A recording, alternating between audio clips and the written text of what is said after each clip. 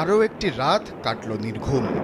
যে কোনো মুহূর্তে হামলার আতঙ্ক, মুহুর্মুহু ভেসে আসা সাইরেন ও বিস্ফোরণের শব্দ।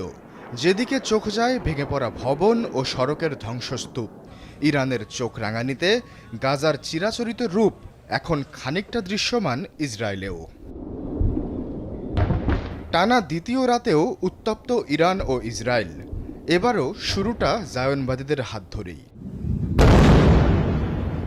শনিবার রাতে তেহরানের দুটি গ্যাস ক্ষেত্র ও জ্বালানি ডিপোতে হামলা চালায় ইসরায়েলি ডিফেন্স ফোর্স। এতে শেহরান জ্বালানি কেন্দ্রে আগুন লেগে যায়। এছাড়া বড় ক্ষয়ক্ষতির দেখা মেলে ইস্পাহান, তেহরান সহ কয়েক শহরে। এবারে শক্ত জবাব দিতে ফের ময়দানে ইরান। আর দ্বিতীয় রাতেও নাকানি চুবানি খেল জায়নবাদীদের গৌরব আয়রন ডোম। রাতেই তেহরান থেকে ছুটে আসা শত শত ক্ষেপণাস্ত্র ও ড্রোন আছড়ে পড়ে উত্তর ইসরায়েলে, যাতে হাইফা বন্দর নগরীতে হুড়মুড় করে ধসে পড়ে বেশ কিছু ভবন। ধ্বংসস্তূপের আড়াল থেকে বের করে আনা হয় কয়েকশো মানুষকে। একই অবস্থা এলিয়াত শহরেও।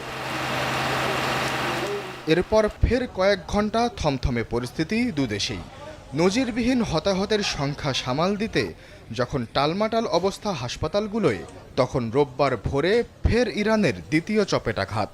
এবারে মধ্য ইসরায়েলে তেল আবিব, জেরুজালেম সহ বড় বড় প্রায় সব শহরে শতেক বাংকার, আশ্রয় কেন্দ্রের তৎপরতা, প্রতিরোধের সব কয়টি অহমকে বৃদ্ধাঙ্গুলি দেখিয়ে যেন প্রতি ঘন্টায় হু হু করে বেড়েই গেল ইসরায়েলি হতাহতের সংখ্যা। সচরাচর সাহসী রূপে আবির্ভাব হলেও আগের দিন হামলার প্রথম প্রহরেই সবার আগে দিয়েছিলেন গা ঢাকা। প্রাণ ভয়ে লুকিয়েছিলেন বাংকারে। অবশেষে সেই পাতাল থেকেই হুঙ্কার দিলেন নেতানিয়াহু। 2 রাতে ছারখার হওয়া দেশ এক পাশে রেখে দিলেন একের পর এক হুঁশিয়ারি। আমরা ইরানের ভেতর আঘাত হেনেছি। খুব শিগগিরই তেহরানের আকাশের দিকে তাকালে শুধু ইসরায়েলি বিমান ও পাইলটদের চোখে পড়বে ইরানিদের। অচিরেই আয়াতুল্লাহর রাজত্ব ঘুরিয়ে দেব আমরা। তাদের প্রতিটি ভবন, প্রতিটি ঘাটেই ছারখার করে দেব।